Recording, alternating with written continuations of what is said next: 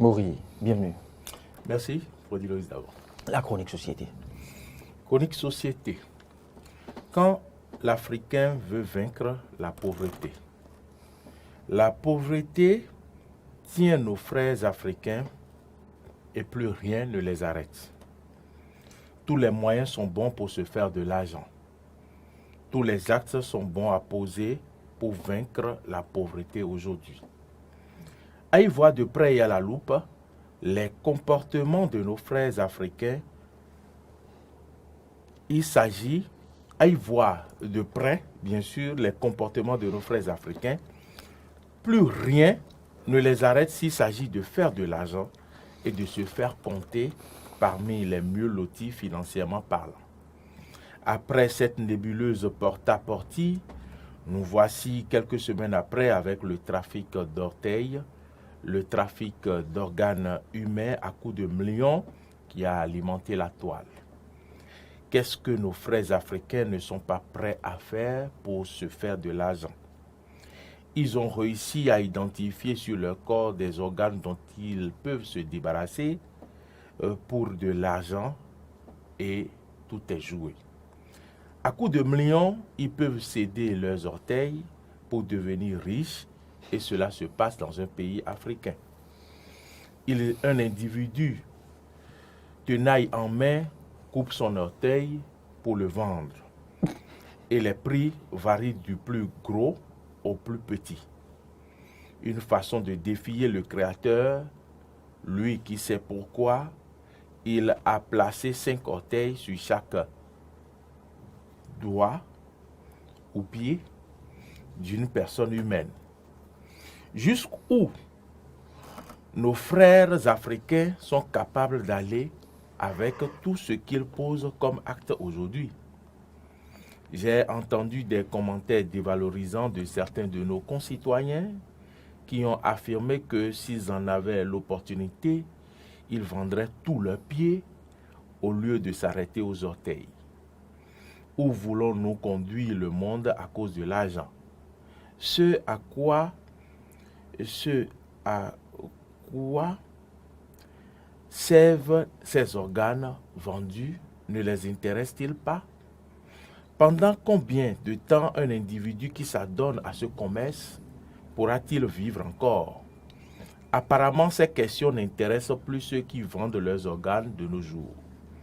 Si vendre ces organes est la trouvaille incontournable de nos frères africains pour se faire de l'argent, que feront-ils quand ils finiront de vendre tous leurs orteils? Passeront-ils aux doigts, aux oreilles, les yeux?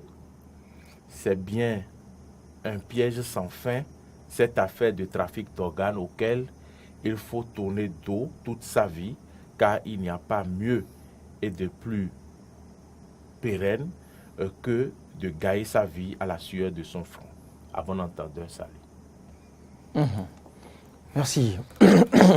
Maury Agua, nous sommes avec le directeur Patniva. On va apprécier et dire un mot rapidement. Le temps d'ouvrir la ligne aux amis téléspectateurs pour se prononcer sur ce à quoi nous sommes confrontés, des cas de trafic d'organes humains.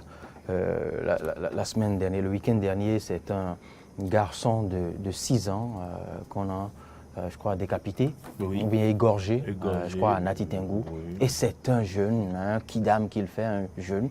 C'est triste, c'est à la limite, c'est plus que malheureux ce que nous constatons. Et tout cela, pourquoi? Pour devenir riche. Pour devenir riche. Et c'est là où je me dis, Dieter Pativois, où vous avez plus d'expérience que nous, je dis qu'il faillit casser le caractère hermétique de l'enseignement spirituel, ésotérique, même dans l'endogénéité, pour commencer à enseigner les interdits, ce que nous appelons dans une certaine langue du pays, les gbessous, à tout un chacun. Cela nous permettra de comprendre que ce que vous avez coupé pour vendre sur vous ou sur tel individu, qu'il y a au fait, en dehors du minimum qu'on vous a donné pour acheter des bajaj ou quoi, là, il y a le gain spirituel. Il y a la punition spirituelle qui vous attend. C'est ce que je pense.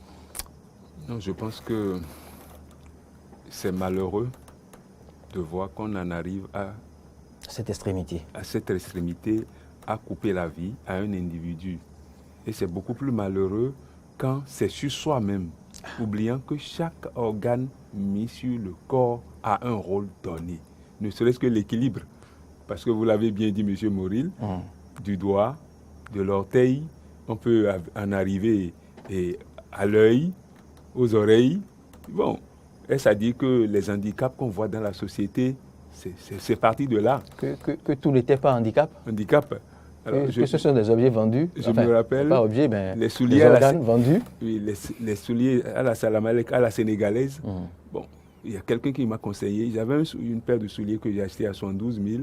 Mais ça va commencer par me serrer. Il a dit, mais le cordonnier m'a dit, bon, papa, bon, enlevez l'une de vos orteils à l'extrême là et vous allez bien pouvoir porter ça. Il était sérieux? Il le disait parce que c'était son rôle, c'était son travail. Il a voulu que je porte. Il a dit, mais non, vraiment, à mon âge, je suis beau naturellement. Donc, c'est pas ne pas porter un soulier qui va me faire cela. Donc, j'ai juste ouvert cette parenthèse pour dire que ce n'était pas seulement pour de l'argent. Dans le temps, c'était pour être beau. C'était pour être beau. Mais aujourd'hui, pour de l'argent, je dis purement que c'est de la paresse. C'est de la paresse. Vraiment. Ça n'a pas deux mots, c'est de la paresse, le goût du gain facile. Nous avons trop de terre. Est-ce qu'on peut se comparer, le Bénin, on peut comparer aux Pays-Bas, qui est un pays sur l'eau et qui produit la Hollande. Donc pour moi, c'est que nous sommes paresseux. Et il y a tout, quand on dit qu'il n'y a pas d'emploi, excusez-moi pour un peu, il y a à faire. Monsieur Maurice, il y a à faire. On se refuse juste de faire. On se refuse d'essayer, d'aller vers ceux qui le font. On dort.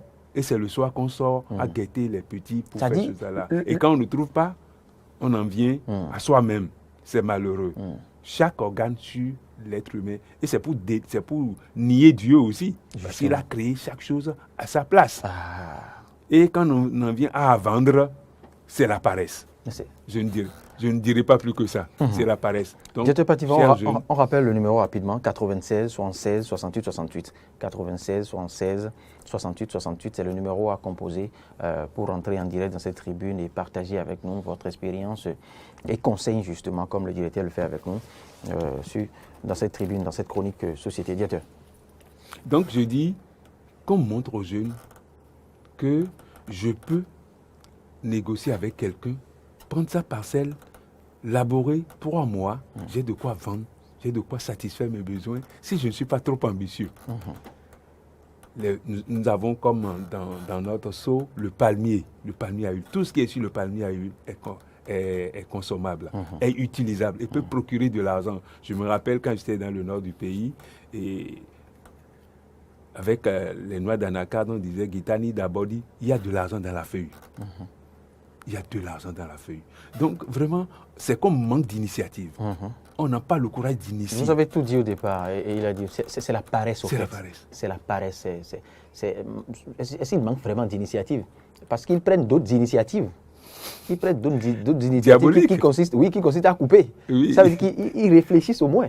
Ils réfléchissent, mais dans un sens plus rapide. Ils cherchent des raccourcis, Maurice. Tu vois? Donc, ce n'est pas qu'ils cessent de réfléchir. Non, tout est possible, mais veulent y aller vite. Permis. Justement, ils veulent y aller vite.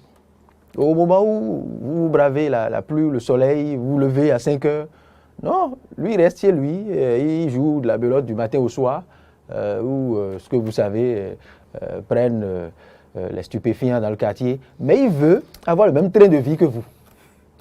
Oui? Plus que moi même. Voilà. Oh, il ne sort pas, il ne fait rien.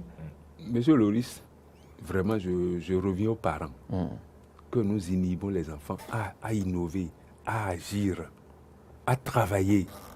Si nous-mêmes nous dormons, parce qu'il n'y a pas de génération spontanée. Si la génération qui nous a dévancés a des initiatives, on va au travail.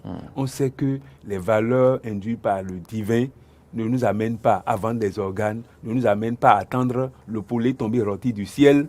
Je pense que ce n'est pas une malédiction quand Dieu disait à Adam et Ève, tu travailleras, tu mangeras la sueur de ton front. Et pour les rythmes, l'a chanté. Qui n'a pas travaillé n'a pas droit au salaire.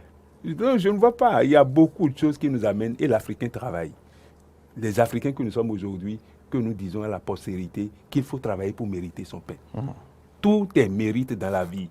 Et si tout est mérite dans la vie, ce n'est pas mon organe, bien l'organe de l'autre, bien le corps de l'autre qui sera mon mérite. C'est moi-même. Et c'est du sport. On a de l'entrain à travailler. Africains, cessons d'attendre le goût du gain facile, d'aller au goût du gain facile. Travaillons. Il y a du travail, ne serait-ce que personnel. Et je dis aux parents, vos activités sont les premières compétences à donner à votre enfant, en plus de l'école et de l'apprentissage.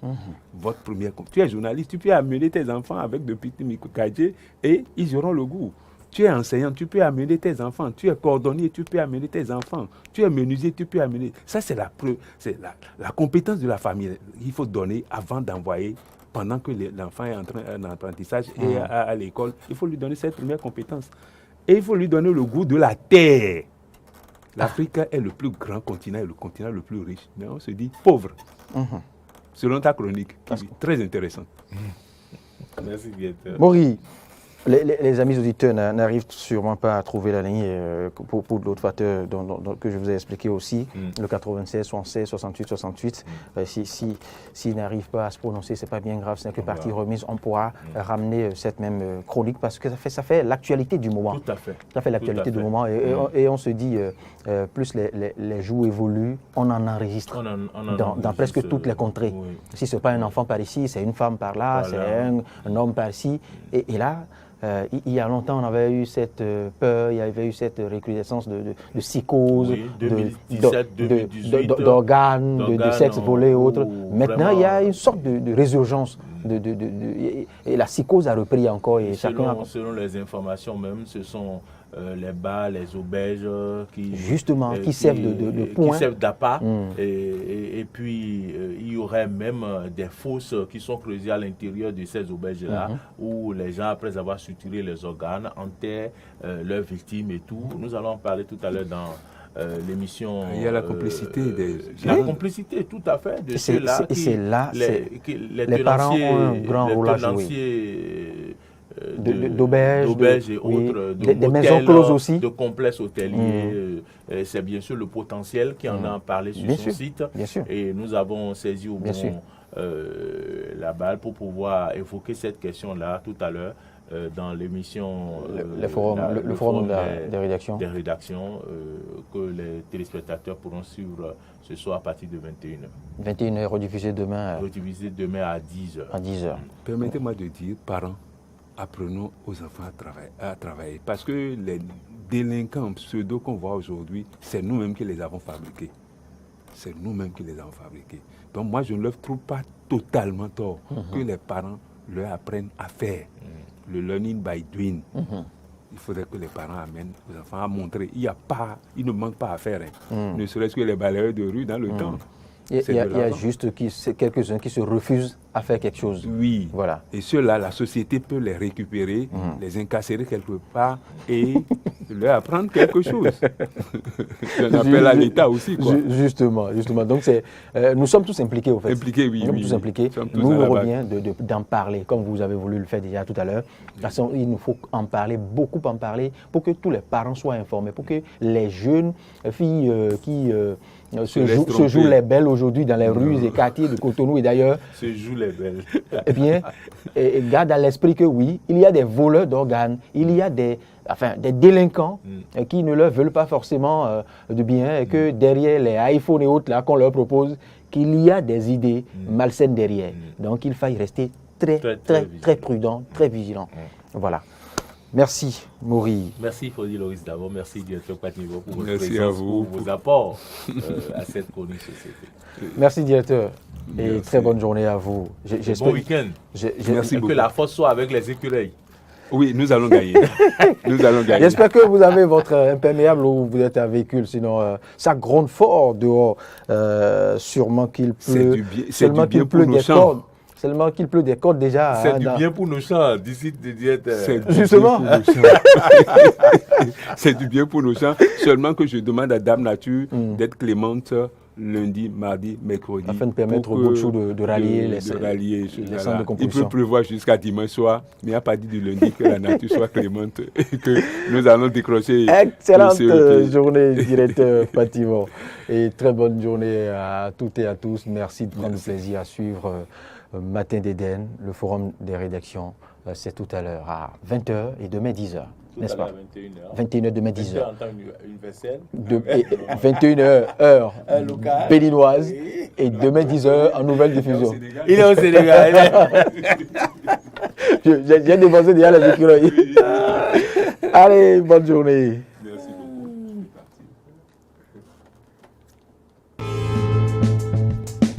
Il m'a gagné, je ne sais pourquoi.